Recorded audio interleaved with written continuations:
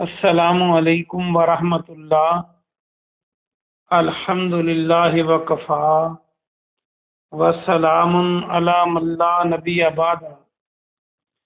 اللہ مہربان کے فضل و کرم سے ہمارا آج کا سبق سورۃ الانعام کی آیت نمبر 75، 76 اور 77 ہوگا انشاءاللہ۔ اعوذ باللہ من الشیطان الرجیم، بسم اللہ الرحمن الرحیم۔ وَكَذَلِكَ، اور اسی طرح،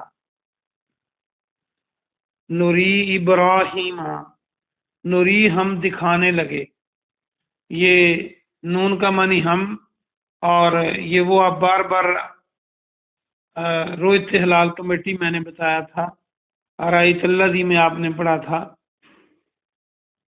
ابراہیم، ہم ابراہیم علیہ السلام کو دکھانے لگے، ملکوت السماوات، ملکوت نظام مملکت، نظام حکومت، نظام سلطنت۔ ملکوت آپ کو پتہ ہے ملک بادشاہ کو کہتے ہیں، اور بادشاہ کیا کام کرتے ہیں؟ سلطنتیں چلاتے ہیں۔ یہاں سے اس کو لنک کر کے یاد رکھیں۔ السماوات، آسمانوں، والارض، اور زمین، وَلِيَكُونَ، اور تاکہ وہ ہو جائیں۔ یکونا کو دیکھیں، یا کے معنی تو وہ، کون کن فیکون، یہ آپ بار بار پڑھ چکے ہیں۔ من الموقنین، یقین کرنے والوں میں سے۔ موقنین کو دیکھیں تو اس کا یقین بنانا بہت آسان ہے، یا قاف یا نون لگا دیں تو یقین بن جائے گا، تاکہ وہ یقین کرنے والوں میں سے ہو جائیں۔ ہم عین الیقین، حق الیقین وغیرہ بولتے ہیں۔ با محاورہ ترجمہ سنیے۔ اور اسی طرح ہم ابراہیم علیہ السلام کو آسمانوں اور زمین کا نظام سلطنت، نظام حکومت دکھانے لگے، اور تاکہ وہ یقین کرنے والوں میں سے ہو جائے۔ فلما، پھر جب، جنہ علیہ، جنہ چھا گئی، علیہ اس پر، علیہ اللیل، رات۔ یہ جنہ جو ہے اس کو لغت میں دیکھیں تو اس کا روٹ ورڈ جیم نون نون ہے، تو جن بھی یہیں سے بنتا ہے، جو جن ہوتے ہیں انسان اور جن، اور جن بھی چونکہ نظر نہیں آتے عام حالات میں، اس لیے ان کو جن کہتے ہیں۔ اور جو جنت ہے اس کا بھی روٹ ورڈ یہی ہے، اور جنت اس گھنے باغ کو کہتے ہیں جو اتنا گھنا ہو کہ نیچے سے زمین نظر نہ آئے، وہ زمین ڈھانک لیتی ہے زمین کو، وہ باغات ڈھانک لیں تو انہیں جنت کہتے ہیں۔ تو اس لیے یہ لفظ آپ یاد رکھیں۔ تو یہاں پر اس کا معنی چھاگی کیسے کیا؟ کہ ڈھانک لیا، چھپا لیا، چھا گئی۔ تو رات تو چھاتی ہے نا۔ علیہ، اس پر، اللیل، لیل ہم لیل و نہار بولتے ہیں فارسی میں اور اردو میں، لیل رات کو اور نہار دن کو۔ رعا، اس نے دیکھا، ابھی آپ نے پڑھا یہ بھی۔ کوکبہ، ایک ستارہ، کوکب ستارے کو کہتے ہیں۔ قالا، کہا، ھذا ربی، یہ میرا رب ہے۔ فلما، پھر جب، افلا، افلا، ایک وہ دوسرا پہ افلا، وہ نہیں ہے، یہ افلا ہے، یہ وہ غائب ہو گیا۔ افلا، غائب ہونا۔ یہ ایک تو غروب غائب ہونا ہوتا ہے، غرابہ، تو افلا اس چیز کے غائب ہونے کو کہتے ہیں جو پہلے نظر آئے پھر غائب ہو جائے۔ عام طور پہ یہ سورج چاند ستاروں کے غائب ہونے کے لیے استعمال کیا جاتا ہے۔ قالا، کہا، لا، نہیں، احبو میں محبت کرتا، میں پسند کرتا، احب العافلین غائب ہونے والوں، ہو جانے والوں کو۔ انہوں نے کہا میں غائب ہو جانے والوں کو پسند نہیں کرتا۔ با محاورہ ترجمہ دیکھیے، پھر جب اس پر رات چھا گئی تو اس نے ایک ستارہ دیکھا اور کہا یہ میرا رب ہے۔ پھر جب وہ غائب ہو گیا تو کہا میں غائب ہو جانے والوں کو پسند نہیں کرتا۔ فلما پھر جب رأى القمر، رعا دیکھا، پھر وہی آ گیا۔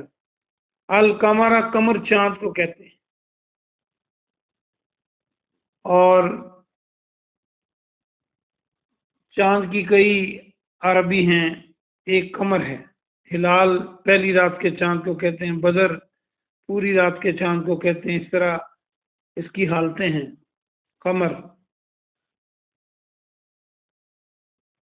اس کا لفظی معنی، لغوی معنی ایک اور بھی ہوتا ہے، دھوکہ دینا، قمار بازی، جیسے آپ نے سنا، بازغن چمکتا ہوا۔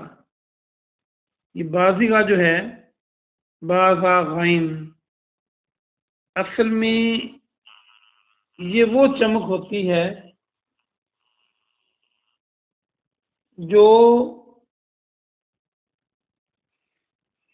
سورج یا چاند ابھی طلوع ہو تو اس روشنی کو، اس چمک کو بازغہ کہتے ہیں۔ پھر جب چاند کو چمکتا دیکھا، قال ھذا ربی، کہا یہ میرا رب ہے۔ فلما پھر جب افلا وہ غائب ہو گیا، قال کہا لئن لم نہیں، البتہ ہرگز، لئن لم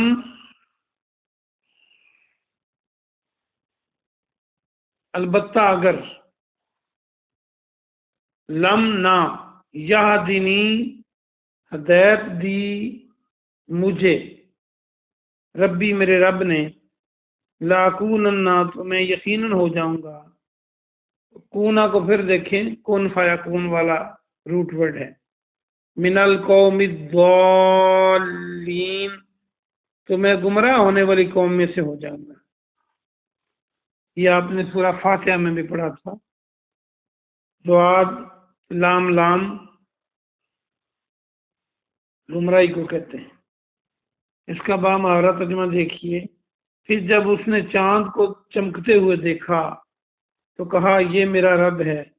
پھر جب وہ چھپ گیا تو کہا اگر اللہ نے مجھے ہدایت نہ دی تو یقیناً میں گمراہ ہونے والوں میں سے ہو جاؤں گا۔ یہ آج کا سبق تھا، آسان سبق ہے، ایک دو لفظ نئے ہیں، ان کو یاد کریں۔ آئیے ہم اس کی تفسیر دیکھتے ہیں۔ اصل میں یہ پچھلے جو پچھلا لیکچر تھا اسی کا تسلسل ہے، جس میں ابراہیم علیہ السلام نے اپنے والد آذر سے کہا تھا کہ تم کیوں پوجا کرتے ہو بتوں کی۔ یہ وہی مکالمہ چل رہا ہے۔ اس میں اللہ سبحانہ و تعالیٰ فرماتے ہیں کہ ہم نے ابراہیم علیہ السلام کو آسمان و زمین کا جو نظام حکومت ہے، نظام سلطنت ہے، جس کو ہم چلاتے ہیں، اللہ ہی چلاتا ہے نا، وہ دکھانا شروع کیا تاکہ وہ یقین کرنے والوں میں سے ہو جائیں۔ یعنی دل کو مزید پکا کرنے کے لیے اللہ سبحانہ و تعالیٰ نے آسمان و زمین کی جو آیات تھی، نشانیاں تھی، وہ دکھانا شروع کی۔ اور ابراہیم علیہ السلام نے جس ماحول میں آنکھ کھولی تھی، پوری قوم پوجا کر رہی تھی بتوں کی، سورج چاند ستاروں کی، ہر طرف شرک ہی شرک تھا، تو ایسے حالات میں آپ کے والد جو تھے آزر، وہ بھی انہی میں شامل تھے۔ کئی لوگ کہتے ہیں آزر آپ کا چچا تھا اور تارخ آپ کا باپ تھا، جبکہ قرآن نے آزر کو ہی باپ کہا ہے، تو اسی بات کو صحیح جاننا چاہیے۔ عین ممکن ہے کسی مفسر نے تارخ کو بھی لکھا ہو تو آزر کا دوسرا نام تارخ بھی ہو سکتا ہے۔ جب قرآن نے آزر کو باپ کہا ہے تو ہم یہی کہیں گے، ہم قرآن کے الفاظ کو دیکھیں گے۔ تو ایسے حالات میں ابراہیم علیہ السلام نے قوم کو پریکٹیکلی جن کی وہ پوجا کیا کرتے تھے اس کو غلط ثابت کرنے کے لیے یہ طریقہ اختیار کیا، اور حق کی تلاش میں اگر کوئی رستے میں کہیں ٹھہرتا ہے تو اس منزل کو منزل نہیں کہا کرتے، منزل تو وہ ہوتی جہاں اس کا جا کر پہنچتا ہے وہ۔ تو ابراہیم علیہ السلام نے جو قرآن بیان کرتا ہے، جب رات ہو گئی تو ستارے کو دیکھا اور کہا یہ میرا رب ہے۔ یہ استفہامی انداز بھی ہو سکتا ہے، یہ قوم کو باور کروانے کے لیے بھی ہو سکتا ہے۔ تو بہرحال جب وہ غائب ہو گیا تو آپ نے فرمایا کہ میں غائب ہونے والوں کو پسند نہیں کرتا۔ اب اس معنی کو دیکھیں، میں نے کہا تھا کہ افلا جو ہے، یہ جو چیز نظر آئے پھر غائب ہو جائے اس کو کہتے ہیں۔ غائب تو اللہ بھی ہے، لیکن اللہ کو تو وہ پسند کرتے تھے۔ یہ وہ چیزیں جن کو قوم پوجتی تھی، اور جب وہ نظر آیا تو چمکدار تھا، پھر وہ غائب ہو گیا تو آپ نے اس کا رد کیا۔ پھر چاند کو چمکتا ہوا دیکھا تو چونکہ وہ ستارے سے بڑا تھا، پھر یہ انداز اپنایا کہ یہ میرا رب ہے۔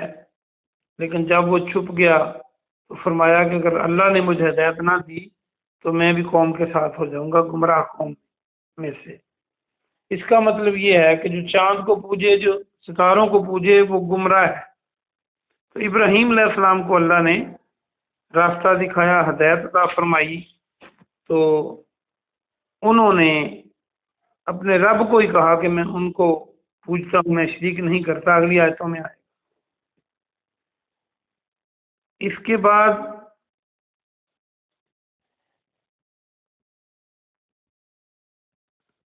ہاں بات میں کر رہا تھا کہ جب چاند بھی چھپ گیا تو چاند کا بھی رد کر دیا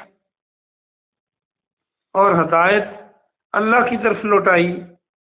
اس سے جو ہمیں باتیں سمجھ آتی ہیں وہ یہ ہیں کہ ابراہیم علیہ السلام ان کو بتانا چاہتے تھے کہ جن کی تم عبادت کرتے ہو، جن کو تم نے اللہ کے علاوہ الہ بنا رکھا ہے، وہ تو اپنا دوام قائم نہیں رکھ سکتے، وہ تو اب طلوع ہوئے پھر غائب ہو گئے۔ تو یہ معبود کیسے ہو سکتے ہیں؟ جو کبھی جاگ جائے پھر سو جائے، اس کو نیند غلبہ اس پہ کر لے، وہ الہ کیسے ہو سکتا ہے؟ جب وہ سو جائے گا تو لوگوں کی حاجتیں کیسے پوری کرے گا؟ تو بھی ایک اللہ کی ہستی ایسی ہے جو نہ نیند آتی ہے، نہ اونگ آتی ہے، نہ اس کو زوال آتا ہے، اس کو عروج ہی عروج ہے۔ تو اس طرح ابراہیم علیہ السلام نے قوم کے معبودوں کو باطل قرار دیا۔ کل کے سبق میں انشاءاللہ مزید اس کی وضاحت ہوگی۔ اللہ پاک سے دعا ہے کہ اللہ پاک آپ کو اور مجھے عمل کی توفیق عطا فرمائے۔ سبحان ربک رب العزت عما یصفون وسلام علی المرسلین والحمد للہ رب العالمین۔